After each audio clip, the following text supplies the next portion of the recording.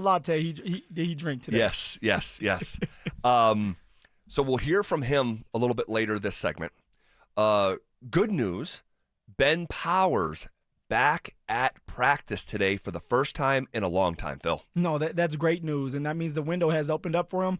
I'm not expecting him to play against the Green Bay Packers, but what it's saying is he's going to be playing here soon, whether it's against Jacksonville, Kansas City, the Chargers, who knows. As long as he's ready for the playoffs, that's all that matters, because when Ben Powers is in the game, all right, as a run blocker, we're able to have, or the Denver Broncos are able to have, bigger holes. He's able to pull around. He's a unique offensive lineman where he has the speed to be able to pull around, but he has the strength to move these big defensive tackles and get up out of the double team to that second level. So having Ben Powers back in the mix, especially for a rookie running back, you have to be in heaven. You have to be happy to have one of your starters, your core players back in the mix. That's a big deal, just in time for the final quarter pole of the season and hopefully a Super Bowl push. His 21-day return window is open. Okay, this is about 2 months after he tore his left bicep. So, hey, good news. We'll see what the level of his participation was here in the next couple minutes, and we'll pass that along when we know.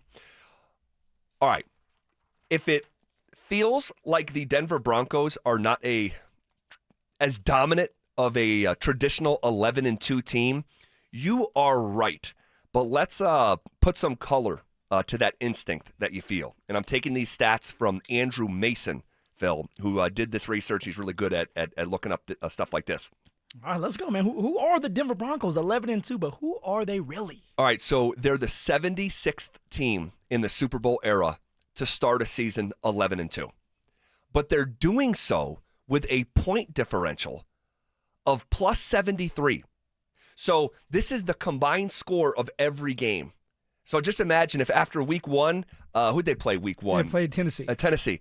And then you went into week two, like the score never gets wiped, all right? And so what's the difference from the points you score and the points your opponents have scored? So they're 11-2, 76th time in the Super Bowl era, but they have a point differential of plus 73. That is an average margin of win of 5.6 points per game. So between 5 and 6. Only 3 of the previous 75 teams that started 11-2 had a worse point differential than these Denver Broncos. So just meaning that in summary, they are basically living on the edge to a degree that has rarely been done in NFL history. They're rock stars. They're rock stars. They like to party at night, do what they have to do, and then get ready to perform the next day. All right, the Denver Broncos are finding ways to win. The offense does not look sexy. It's not a sexy offense, but they find ways when it matters the most to put points on the board. They find ways to sustain drives long enough to put Mr. Lutz in situations to kick the game-winning field goal.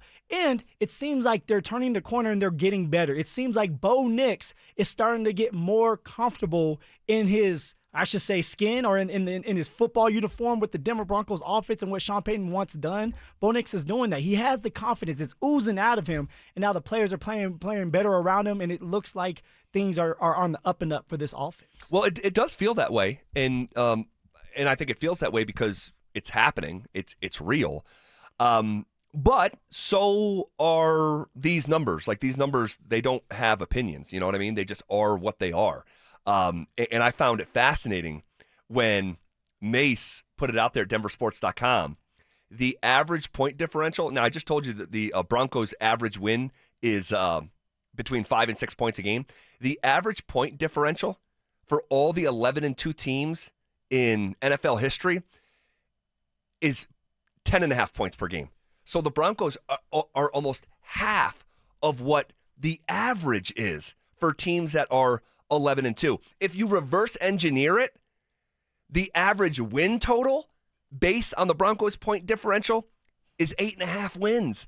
They have out-executed to a degree in crunch time that is like Nikola Jokic, Jamal Murray 2023. Just unheard of. Unheard of. Well, I should say almost unheard of. Almost unheard of. And I think this is really important here. So they're 9-2 in one-score games.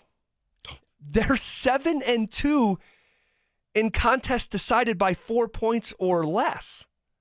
7 of their games weren't decided until the final snap of the game, and they're 5-2 in those games. But here's what's crazy, man. Here's what brings it full circle. Just 2 11-2 teams with a point differential of fewer than 8 per game, okay, and the Broncos are in that category, made it to a Super Bowl just twice ever. So they would be the third. Yes. And you want to know who the other 2 are? This is crazy. It's the 1986 New York Giants. Who were the 1986 New York Giants coached by? Bill Parcells. Who's Sean Payton's mentor? Bill Parcells. Bill Parcells. And you want to know who the other team that did it? And Broncos trying to be the third to do it? The 2003 New England Patriots, coached by Bill Parcells, defensive coordinator on the 86 team. So right there, this is Bill Parcells, the tree, and now it's Sean Payton kind of taking over for Bill Parcells. So it's fitting. It's all connected. It's all connected. It's happened 2 other times where a team with a point differential like this, who's 11-2, who walks a razor's edge Sunday in and Sunday out.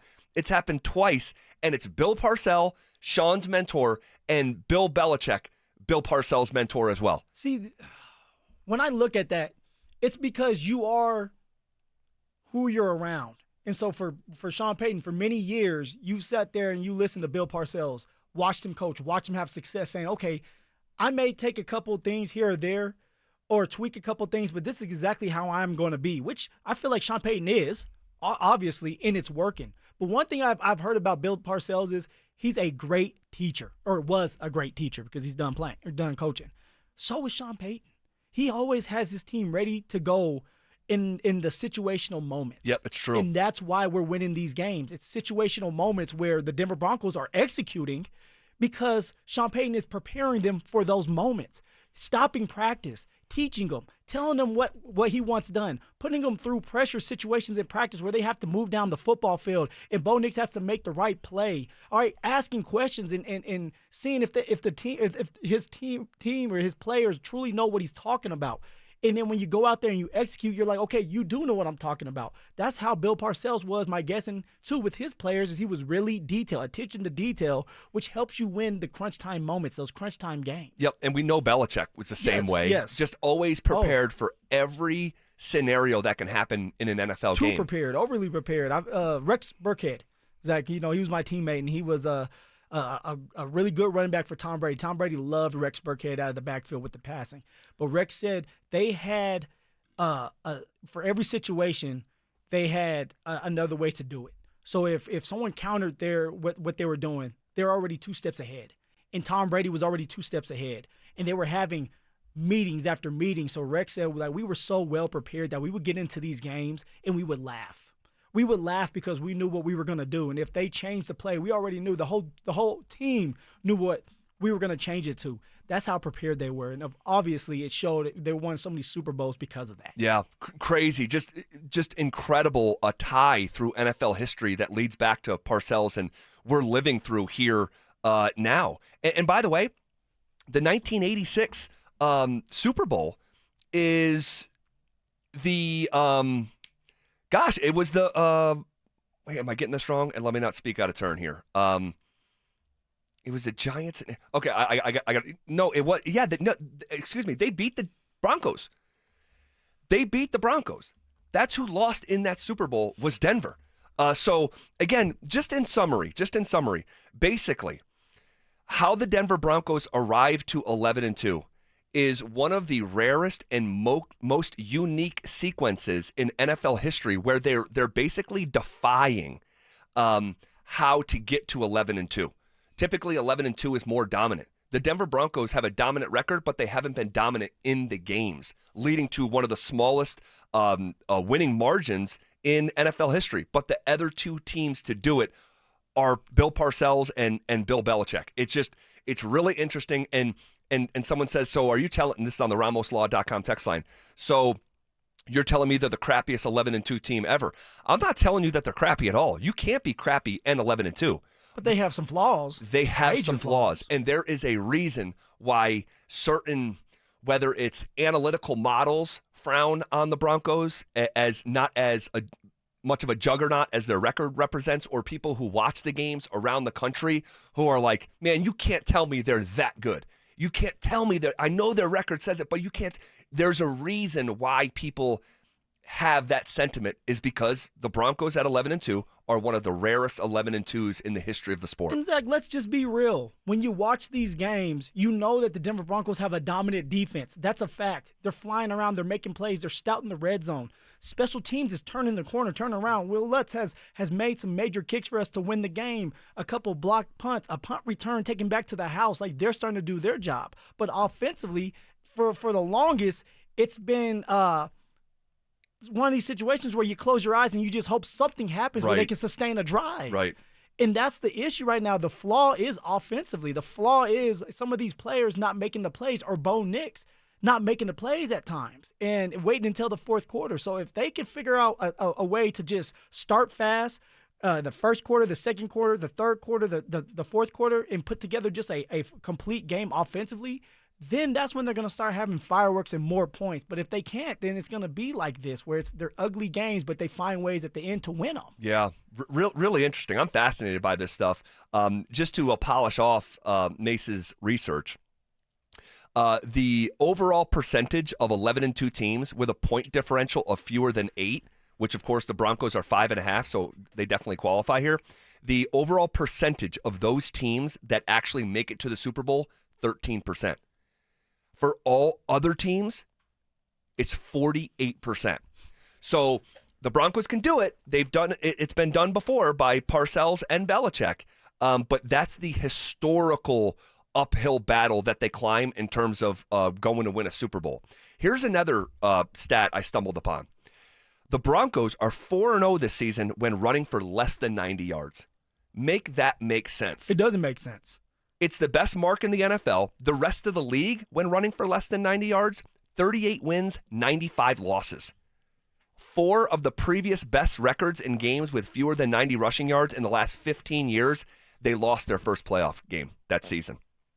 And the one who didn't was the 2015 Steelers, who lost in the divisional round to the Broncos. So they have an incredible record, but they are not quite yet a polished product, especially on offense. Why do you think that the situation is they're 4-0 in the run game and those situations haven't been good? It's a good question. How can you be 4-0 in games where you run for less than 90 yards? Because we always say, well, you need to have a run game, which is true. Guys, you have to have a run game, and you have to be balanced to be able to control the clock and bring a different physicality to the game and to help your quarterback out. You need a special teams unit, right? You need all the things to happen for you. But yet for the Denver Broncos, they're 4-0 and the run game hasn't been there. Yeah.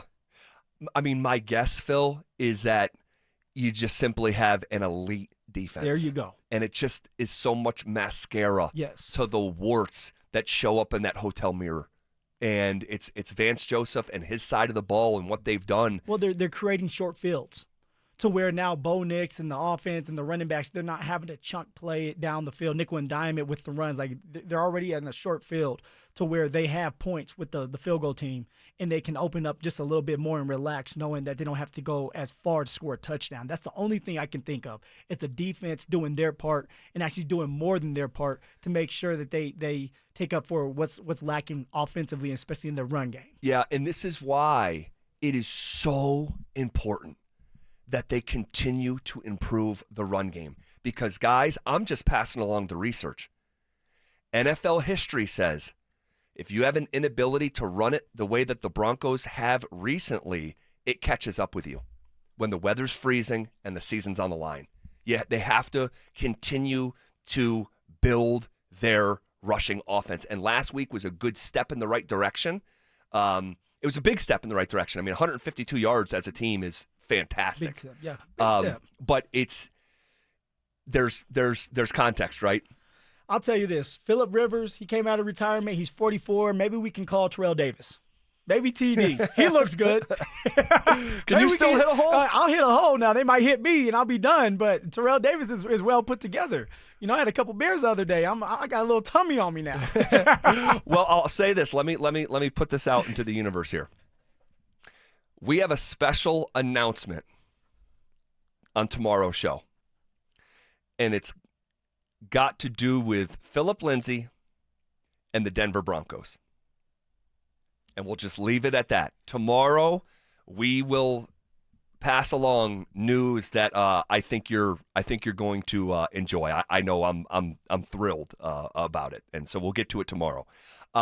Here is Sean Payton moments ago on if their efficiency on offense is continuing to improve. Look, last week certainly there was markable gains in comparing to the last time we played them, how we played them, and it was a little bit more on our terms, and we were able to some degree to control the game. And sometimes games can unfold differently, but yeah, last week was certainly a good week in a lot of areas.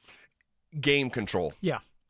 He said it was on our terms. Man, you won't find a game in the NFL this year that is not like a runaway blowout that has more game control than the Broncos' 3 drives that were just felt like they took 25 minutes in real time. 14-play, 81-yard drive. 14-play, 90-yard drive. 19-play, 90-yard drive. And was able to get points on the board on all 3 drives. Now, I want to say touchdown. There was 2 touchdowns, 1 field goal. But that's controlling the game. That's forcing a defense to just take it. Now, if that can happen during the playoffs, I mean, we're in business. Now, I don't expect that to happen because they're going to go up against better talent. But the Denver Broncos must keep and sustain drives by running the ball. Keep a defense honest. All right, be third and manageable, 3rd and 1, 3rd and 2, and be able to hand the ball off to R.J. Harvey, who did run hard. And if he can run hard like that, you will move the chains on 3rd and 1, 3rd and 2. Here is a little bit more from Sean Payton talking about being an underdog at home, where the Broncos are undefeated this year coming into this weekend against the Packers. I don't really pay attention to that until, look, we know we're playing a good football team. That's something that we have no control over. We've got 4 tough opponents the next 4 weeks. 3 of the 4 of them are at home. We're counting on our crowd this week, not just at the line of scrimmage, but while they're in the huddle. I go back to a few weeks ago. That communication that exists from the opponent when they're in the huddle, you'd be surprised when some teams, stadiums have it figured out. The quarterback to the group in the huddle, if that it all gets blurry, you have problems. And I thought our last home game with Kansas City was significant, and I'm counting on it being even at a higher level. So, yeah, we're playing a good team. How about Sean Payton coaching up the crowd? And we talked, counting on him. And I made a social media video about this after that win, that the Denver Broncos home crowd directly impacted the result of that game. Directly. I mean, it was nuts when Romo and Nance couldn't stop talking about it. 3 different references to the home crowd during that CBS broadcast, and I know you know what it sounds like. You lived it as the gladiator in there. Oh yeah, but this may be a little different because you're 11-2. Well, at the time you weren't 11-2, but let's just say you're 11-2. Yeah. You're fighting for everything. First time in a long time to have an opportunity to be number 1, have that number 1 seed. The fan base have been waiting for these moments, and now they're erupting. And Sean's pleading, like, come on, guys, we need you. Well, coach, then you need to do your part and make it exciting. Because if you're making it exciting and Bo Nix is moving that ball and R.J. Harvey breaks off a couple long runs, now you are going to get your fan base. You're going to get the crowd involved because they know that any given snap, one of those players can go off. One of those players can be explosive, and that's why we're at these games. We want to see fireworks. We want to see touchdowns. We want to see Bo Nix tear it up against the Green Bay Packers, who are a playoff team that are fighting for the number 2, maybe even the number one spot for themselves. Like, this is a major game, and the fan base is going to be ready to play, but we need the coaching staff and the players to be ready to play. Well, Sean, instructing the crowd, hey, don't make noise just at the line of scrimmage. Do it when they're trying to get the play in. He is quite literally trying to coach Broncos Country. His coaching is up. And I just think it's so cool. It's like, hey, man, when they're trying to relay that play, it can get blurry when the crowd is super loud. So, and I'll tell you this too. the Broncos fans who are there are going to need to go above and beyond with their noise, because